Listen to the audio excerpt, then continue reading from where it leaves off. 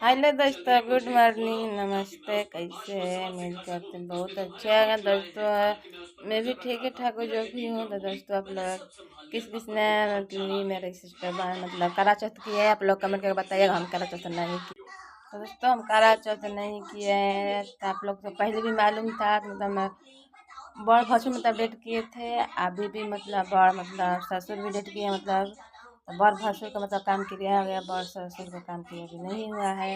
इसलिए हम लोग मतलब हम नहीं भूखी हूँ करा चौथ, मतलब हर साल भूखती थी और तो नहीं भूखी हूँ।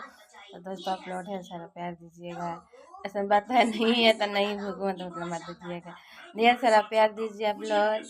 ढेर सारा लाइक कीजिए, सब्सक्राइब करिए। सब्सक्राइब कर मतलब बहुत अच्छा लगता है। आप लोग इतना सपोर्ट किए, आगे चल के सपोर्ट करिए। ढेर सारा प्यार भी दीजिए। बाबू देखिए उधर सुतकर कार्टून देख रहा है। बहुत आंटी करा जब से नानी घर से आया है।